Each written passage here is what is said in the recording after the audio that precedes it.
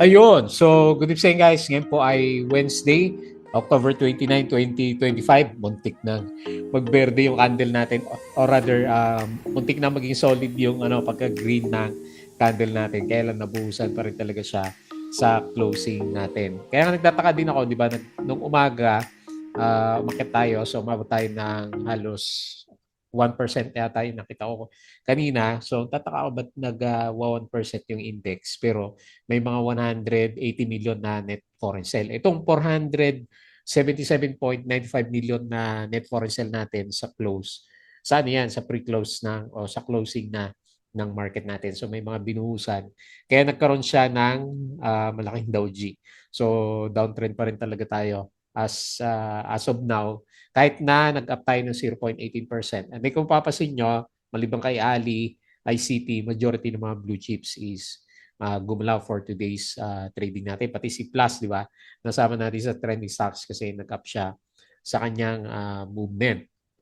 Pero hindi pa rin tayo kampante nga kasi malakas pa rin yung net foreign sale ng market. So anyway, it's a good sign kasi may mga nagte-try na mag-push na local pero ayaw pa rin talaga ng foreigners. So nag-close tayo 5,963.77.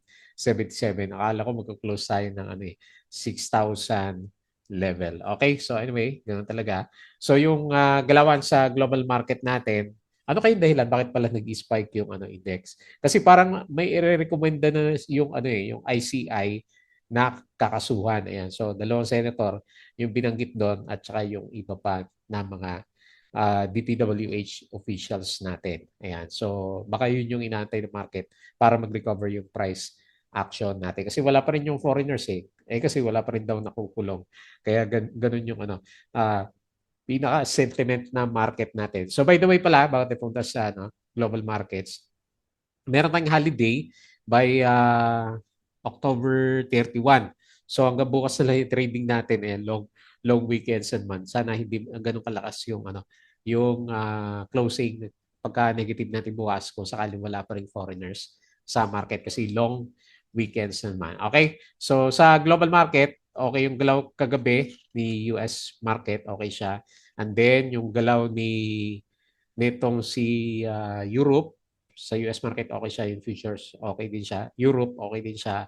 And then Asian markets, majority is maganda siya. So yung crypto, ewan ko, parang mapula pa rin. Yung 113K yung nakita ko kanina na mga prices ng Bitcoin natin. Okay? So ito yung mga trending stocks. So papasin nyo, siguro mabubuhay yung view natin ngayon. May mga nakita tayo na mga pumitik. So yung mga mining stocks, nagpitikan sila. So may mga halos lahat ng natin dito, trading stocks is mining pa rin siya. Si Ali, hindi ko na sinama kasi pabagsak pa rin yung price action niya. Pero siguro naman bargain na yung price nitong si Ali natin. So tingnan natin kung mag-bounce siya by tomorrow naman para sa technical bounce kasi RSI na lang siya 17 o 15 na lang si Ali. Okay, so nanguna sa listahan natin na nag-bounce sa may volume marami nag-bounce pero yung iba walang volume. So 5.71% si SCP, nag-up siya.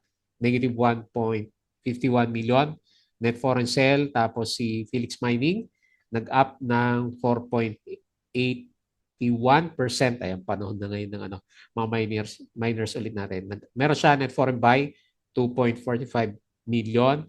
Si Double Dragon natin, unfortunately, di na nasundan yung galaw niya, profit taking kaagad.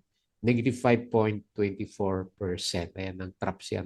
Double Dragon. Meron siyang 284K net foreign sale. Then si OGP is nag-up na 3.13%. Dami nag-bounce, diba? SPNEC, nag-up si OGP may net foreign buy na 5.85 million. Tapos si SPNEC, nag-up ng 2.5%. Nabenta na yata nabili na ni MGen yung mga shares ni SPNEC natin. So 2.5% up and negative 701K net foreign sale. Tapos si Plus, ayan, sinama natin. Bigyan natin kung yun yung bottom kasi meron siyang 3% up na move and meron siyang 6.69 million net foreign buy. Hopefully maganda naman yung close natin para maganda yung long weekends natin. Okay? So disclaimer pa rin sa mga bago sa channel natin. As usual, yung ating review is for education purposes lang po yan. So, wag mong gagamitin ito as a reason para mag-buy, sell, or hold ng stocks. Due diligence na po kasi may risk na involved sa trading po sa market. Okay? And then follow mo lang po ako dito sa ating Palabra Trader na YouTube channel. Subscribe ka lang para updated ka as usual. Or kung gusto mo, join ka dito sa trading group naman natin. Okay? So yung mga nakasubscribe, maraming salamat po. Ayan, tumino yung view natin. Kapon, company reviews, meron ako mga nakikitang ano yung ticker symbol ni Maynilad, MYNLD. Lumabas na siya. So makita nyo na sa Instagrams. Profit or loss, yung mga sample trades natin sa market, basic indicators, technical analysis, fundamentals, yung mga risk management, and basic learnings dito sa markets pa natin. Then follow mo din po ako dito sa ating Palawin Trader. Crypto ko to para sa mga cryptos natin. Okay? So check mo lang po yung mga posts natin dyan. Social media, Facebook account na Palabra Trader. Ayan, bumalik siya sa default. Tapos si Facebook page para sa mga yan. So kung gusto nyo is makareceive na notification, follow mo na lang din po. Tapos Bodega Peak, yung mga articles natin sa local market. And then sa Twitter, ano ba yung mga post natin for today? So ilagay natin to. Mukhang maganda yung picture ni Mercado Barkada. Meron pa bang bago? Wala na, no? Okay? So yan na. Ayan na, speaking, yung mga kasuhan ng mga senator natin. Okay, punta muna tayo dito sa pinaka-summary. Meron na dito sa bandang baba. Maaga naglabas. Wala pa si Philippine Stock Exchange. So, anyway. So, yun nga, 477 million net foreign sales. So, tingnan natin yung mga winners at saka losers. Ayan. So, ito yung mga movers natin for today. Nanguna pala si LTGO. So, nag-bounce ng 5%. Si plus na ilagay ko kasi noong umaga, mabot siya ng 5%. Pero ngayon, nag-close pala siya is 3%. And then, CNPF 3.95%, URC 2.24%, Pure Gold 2.11%. So, konti lang yung namula. Si Ayala, ano bang meron kay Ayala ayaw umakyat, negative 2.66%. So, oversold na oversold. And then, si ICT natin is negative 1.57%. Okay? So, mahina yung properties, pero malakas yung mining stocks natin. Foreign funds sold, Banco de Oro, Metrobank, PNB, Meralco, Manila Water, SCC, DNL, Jollibee Monde, PPC, Avoites, DMC, JT Cap, Ali A. Ritz, CRIT, Converge, Cebu, Bloomweb, Oldie, Wilcon, PHA, at saka si FNI. So ito naman yung mga binili. Foreign Funds Bought, BPI, China Bank, Security Bank, ASN, AP, CNPF, Emperador, Megawide, CIC, AC, AGI, SM, MEG, RCR, Globetel, dito ICT Plus, Pure Gold, APX, AT Nickel, PX. So sila yung mga binili ng mga foreigners natin. Okay, so ito yung big news natin kanina. Umaga to, alam ko eh. So ito yung mga ICI recommends filing of cases versus following officials over the flood control scandal. So, andyan na. So, hindi na alleged to, no? Kasi nakalagay sa news ni ABS-CBN si Senator Villanueva, Senator Estrada, Saldico, Mario Lipana, sino to? Hindi ko nakita yata sa hearing to. Si Mitch Kadjayon Uy. Ba't wala yung mga yung mga ginawa na ba star witness lahat yung sina Vizcaya? Wala na, no? Oh. Okay, so tingnan natin. Ongoing pa rin. Okay. So tingnan natin. Hopefully meron naman kasi 'di ba sila yung main kahit na star witness, 'di ba? Meron pa rin silang pananagutan. Okay. Bloomberry sells Korean Casino subsidiary ABG. Tapos sila din nag-cause ng drop ng market, 'di ba? ABG backdoor delayed by valuation weight APL to diversify in the digital sector. Bakit? Wala na bang wala na mamina thinking about doing anything except the one they're doing supposed to be. Ayan. So, okay. So, ayan. May bagong hype si Apollo natin. No trading advisory. So, October 31, Friday. All Saints Day po. Ayan. So, reminisce natin yung ating mga mahal sa buhay during that time. So holiday muna, mahaba yung holiday natin. Okay, si Ali, stock price is nearing is March 2020, di ba? COVID low. So just 6% away. Ayan, nahiya pa siya. So very, very bad yung galaw ni Ali. Okay? Yung mga news natin, alas 3. So 5963.77. Tapos, so makita sana yung summary ng ano, kung sino sector yung ano. Siguro mining yung pinakamataas sa sector pa rin natin. Okay? Tapos, GSIS, ayan, kailangan umakit ni Plus para makabawi. Pero kumita pa rin naman daw siya. So, GSIS below. So, galing niya, no? 9-month target by 35 billion peso. Laki. So, ayan.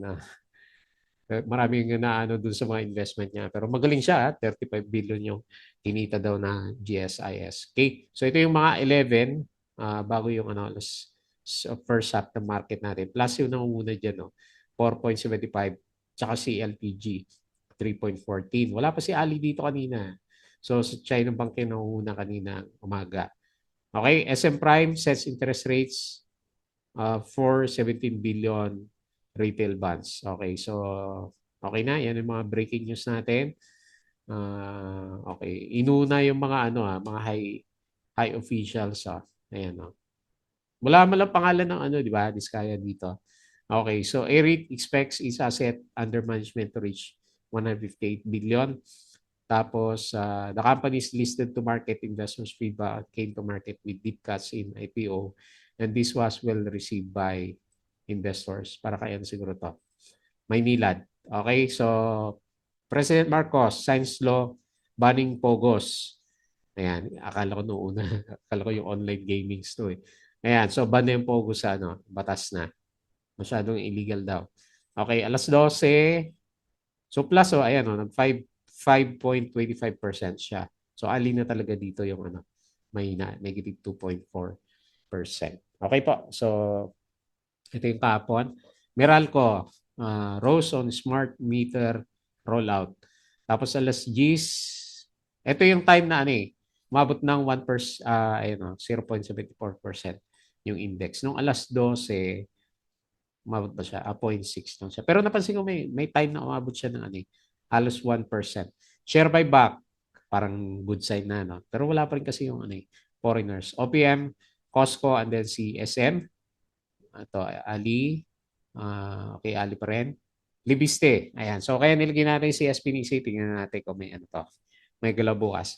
Sales 13.8 billion SPNC stake to MVP-led Meralco's Renewable Energy. Ayan, panalo. Laki.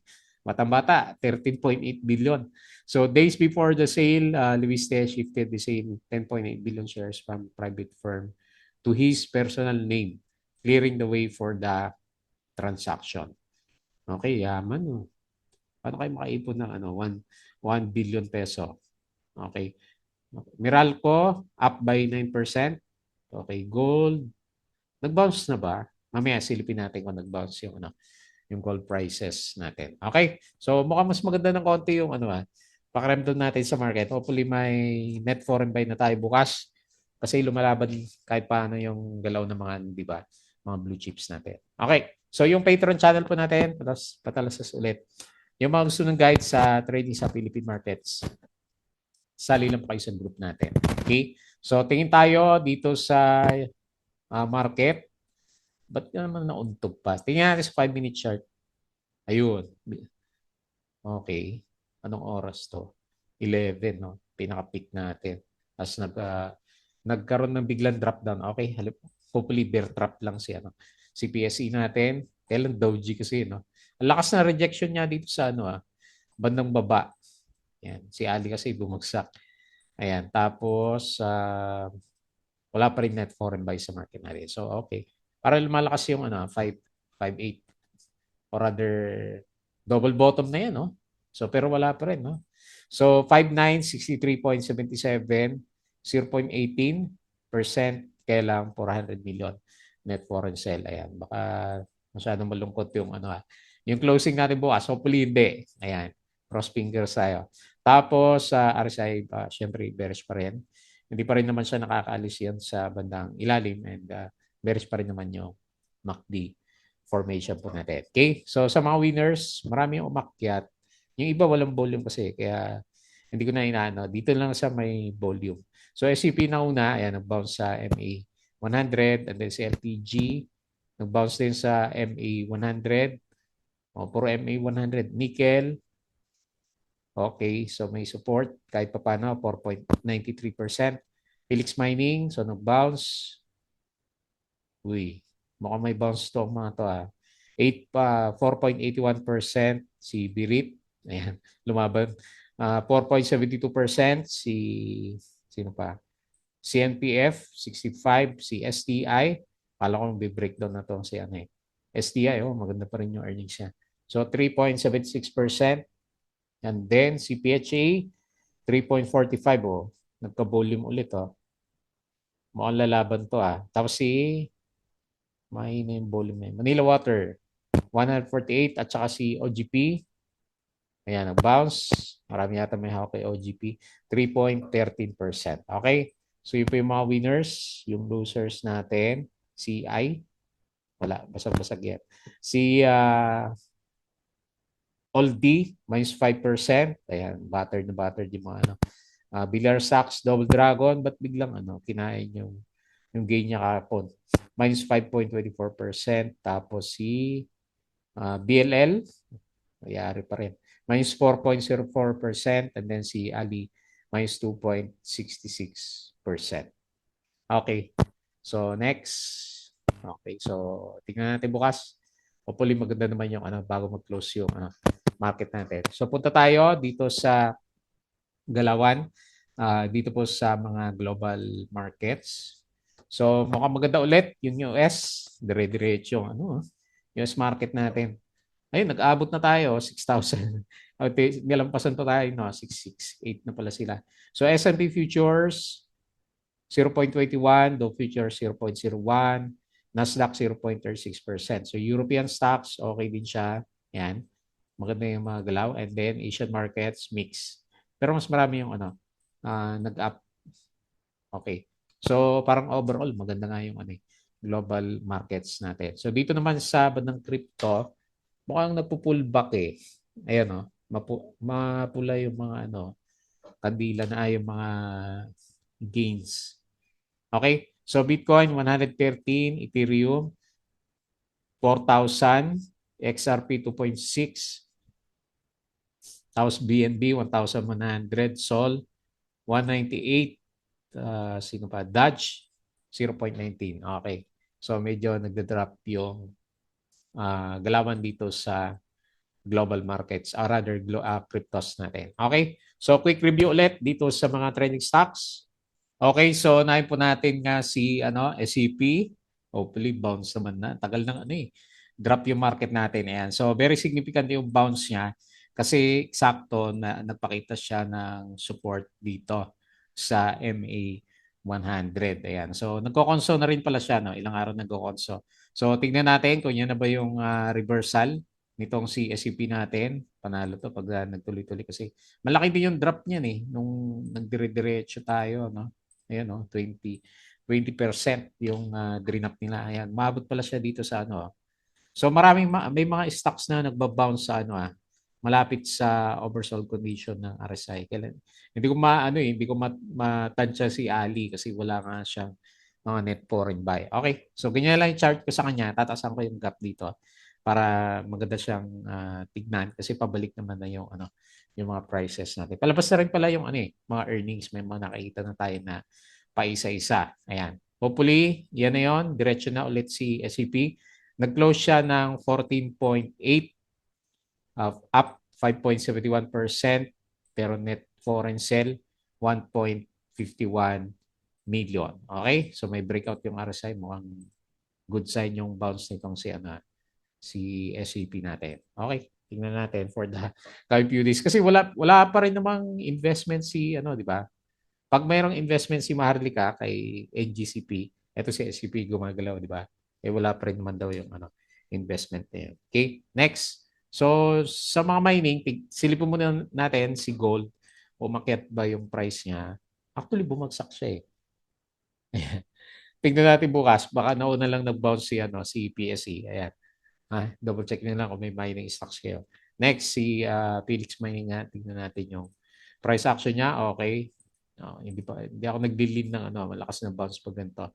Mahina yung indicator natin. Okay. So, temporarily, lagay na lang natin 7.6 na support level natin. Hopefully, mag-sideways lang tayo bukas kasi Friday naman. So, ganyan yung itsura ng mga resistance natin. So, nag-close siya 8.07. Wala pang earnings. No? 8.07 up ng 4.81%. And then meron siyang 2.45 million net foreign buy. Ayan.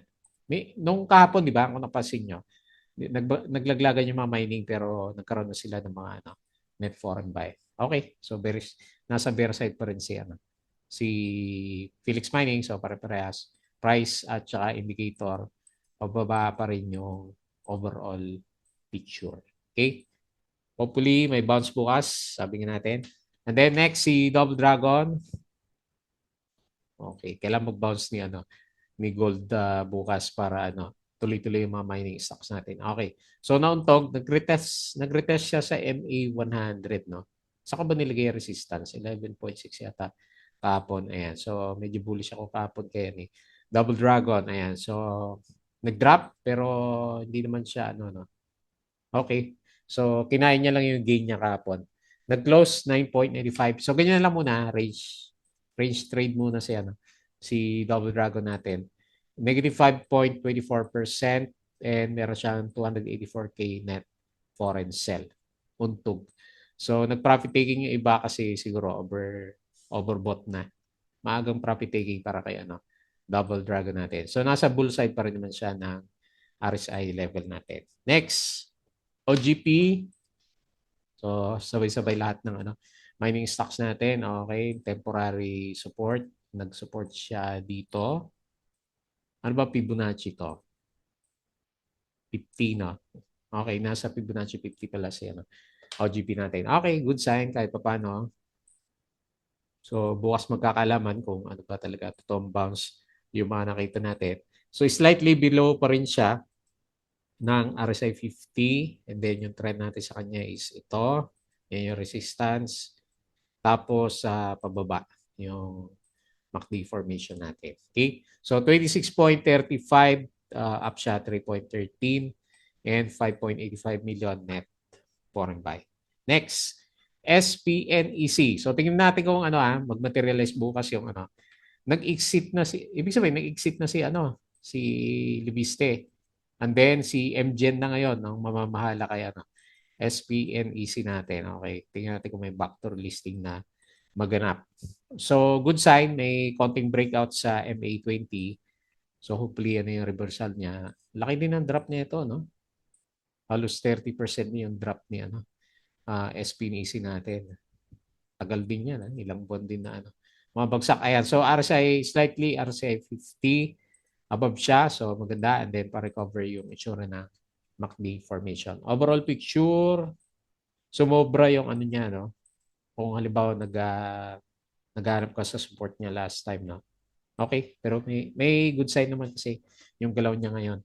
So, nag-close 1.23, 2.5% and 701K net foreign sell. And then lastly, yung paborito natin, pero namamatay si Plus. Okay, nag-bounce pero hirap na hirap pa rin yung price action natin. So, may trend pa rin pala siya dito ng downtrend. Okay? Ayan, ilang araw pa. Mayroon pa siya mga susundan dito.